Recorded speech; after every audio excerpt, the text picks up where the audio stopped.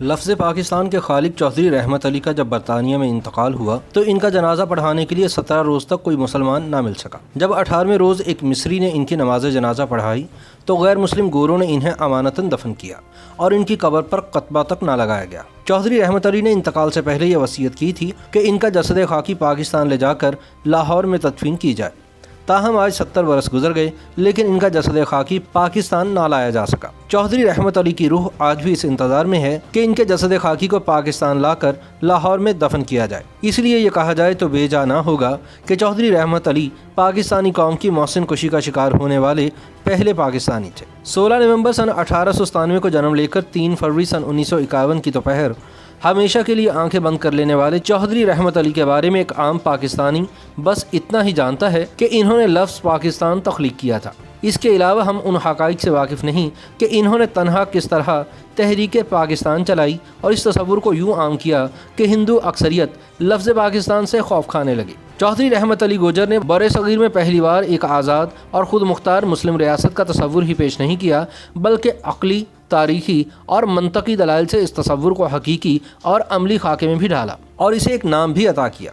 اتنا ہی نہیں، چودھری رحمت علی کی ذہانت، دوراندیشی اور اخلاص نے بنگال اور اقلیتی صوبوں کے مسلمانوں کو بھی نظر انداز نہیں کیا۔ بعض لوگوں کے نزدیک چودھری رحمت علی کی طرف سے ہندو اکثریتی صوبوں میں بکھرے ہوئے مسلمانوں کے لیے مختلف ناموں سے ممالک کی تشکیل کا خواب محض سودے بازی کے لیے تھا، لیکن جس طرح وہ قیام پاکستان کے بعد بھی بھارت کے مسلمانوں کے تحفظ کے لیے کوشاں رہے، اس سے یہ حقیقت سامنے آتی ہے کہ ان کے دل میں ان مسلمانوں کے لیے کتنا درد تھا۔ چودھری رحمت علی کے کارنامے کی وقت اور ان کی شخصیت کی عظمت کے عزیز کی تصنیف رحمت علی بایوگراف ہمارے سامنے لاتی ہے۔ اسے پڑھنے والے پاکستانی کا سر یہ سوچ کر شرم سے جھک جاتا ہے کہ ہم نے اپنے اتنے عظیم محسن کے ساتھ کیا سلوک کیا۔ بطور مورخ خورشید کمال المعروف کے عزیز پاکستان اور ہندوستان کے مسلمانوں کی تاریخ پر ایک اتھارٹی کا درجہ رکھتے ہیں۔ 23 کتابوں کے مصنف کے عزیز نے چودھری رحمت علی کی زندگی اور ان کے منصوبہ پاکستان کو جس جانفشانی اور محنت سے قلم بند کیا ہے وہ پاکستان اور نقاش پاکستان چودھری رحمت علی سے ان کی بے پناہ محبت کا ثبوت ہے۔ ایک مورخ کے لیے کتابیں، تحریریں، خطوط اور ڈائریاں سب سے اہم دستاویزات ہوتی ہیں، لیکن اس کتاب کے مصنف کے سامنے مشکل یہ تھی کہ چودھری رحمت علی کے روز و شب کا حال سناتی دستاویزات کا حصول جوئے شیر لانے کے مترادف تھا۔ انہیں ذہنوں سے محو کرا دینے کی سازش نے یہ کام مزید مشکل بنا دیا تھا۔ پھر نقاش پاکستان کو اتنا غیر اہم جانا گیا کہ ان سے وابستہ خطوط، پمفلٹ اور تحریریں محفوظ رکھنے کی کوئی باقاعدہ کوشش ہی نہیں کی گئی۔ ان مشکلات سے نبرد آزما ہونے کے ساتھ مصنف نے تاریخی حوالوں کے ساتھ چودھری رحمت علی کو ہماری تاریخ میں ان کا اصل مقام دلوانے اور ایسے تمام جعلی، فرضی اور جھوٹ پر مبنی حوالوں اور دعووں کو رد کرنے کے لیے جان توڑ محنت کی ہے جو چودھری رحمت علی گوجر کی حیثیت ہٹانے اور ان سے ان کا کارنامہ چھیننے اور ان کی کردار کشی پر مبنی تھے۔ چودھری رحمت علی قومیت، تہذیب، تاریخ اور مسلمانان بر صغیر کے ثقافتی تنوع کا اپنے دور کے کسی بھی رہنما اور مفکر کے مقابلے میں کہیں زیادہ ادراک رکھتے تھے، چنانچہ ان کی فکر حقائق اور زمین سے جڑی ہوئی ہے۔ وہ ہندوستان کے مسلمانوں کو ایک قوم کی ڈوری میں نہیں باندھتے بلکہ ان کے جغرافیے، ثقافت اور زبان کے اعتبار سے اس خطے کی مسلم اقوام کے طور پر دیکھتے ہیں۔ یہی وجہ ہے کہ انہوں نے بنگال کو اپنے مجوزہ پاکستان سے الگ رکھا اور بنگال اور آسام پر مشتمل بانگستان کے قیام کی تجویز پیش کی تھی۔ یہ حقیقت بھی سامنے آتی ہے کہ وہ مذہب، تاریخ اور تہذیب و ثقافت کی بنیاد پر مسلمانوں کو ہندوؤں سے یکسر الگ قرار دیتے اور ہندوستان کو ایک ملک کی بجائے اقوام پر مشتمل بر اعظم سمجھتے تھے۔ لیکن ان کی یہ سوچ تعصب پر نہیں بلکہ حقائق اور مسلمانوں سے متعلق اندیشوں پر استوار تھی۔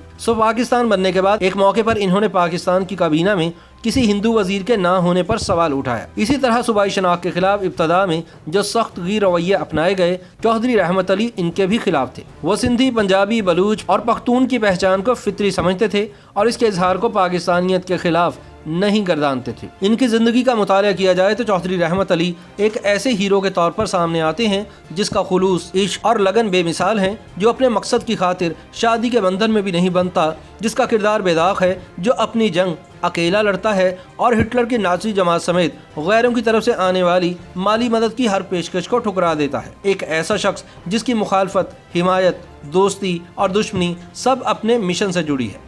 ایک ایسا نام جسے مٹانے کے لیے سیاستدانوں، مورخین، محققین اور صحافیوں کی پوری جماعت، یہاں تک کہ ریاست بھی کمر بستہ ہو گئی، لیکن وہ نام نہ مٹ سکا۔ چودھری رحمت علی کے ساتھ یہ سلوک کیوں کیا گیا؟ اس سوال کا جواب بھی کے عزیز کی کتاب پوری وضاحت سے دیتی ہے۔ ایک شخصیت جو اس تصنیف کا موضوع ہے، اس کی حیات اور خدمات سامنے لانے کے ساتھ ساتھ اس کتاب کے اوراق کتنے ہی رازوں سے پردہ اٹھاتے ہیں اور ہماری تاریخ کے کتنے ہی پوشیدہ پہلو سامنے لاتے ہیں۔ لیکن بعد میں چودھری رحمت علی کے ساتھ جو ہوا وہ محسن کشی کی بدترین مثال نہیں تو اور کیا ہے۔ یاد رہے کہ اپریل سن 1948 میں رحمت علی پاکستان تشریف لائے، لیکن قائد اعظم محمد علی جناح کی وفات کے بعد مسلم لیگ کی قیادت کے رویے سے مایوس ہو کر واپس انگلستان لوٹ گئے، جہاں 29 جنوری سن 1951 کو نمونیا کے مرض میں مبتلا ہو گئے اور 3 فروری سن 1951 کے دن شدید بیماری کی حالت میں کیمبرج کے ایک اسپتال میں غریب الوطنی، ناداری اور بیماری کے عالم میں وفات پا گئے۔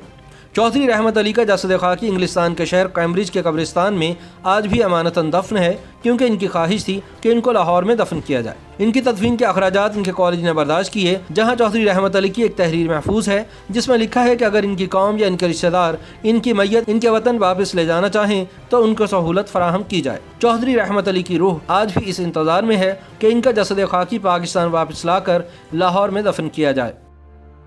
YouTube پر گوگلی نیوز دیکھنے کے لیے youtube.com کی سرچ بار میں googly news T V type کریں۔ گوگلی نیوز کے پیج پر سرخ رنگ کے سبسکرپشن والے بٹن پر کلک کرنا نہ بھولیے۔ YouTube پیج پر اپلوڈ ہونے والی ویڈیوز سے باخبر رہنے کے لیے بیل آئیکن پر کلک کیجیے۔ آپ کو ہر نئی ویڈیو کے بارے میں نوٹیفیکیشن موصول ہو جائے گا۔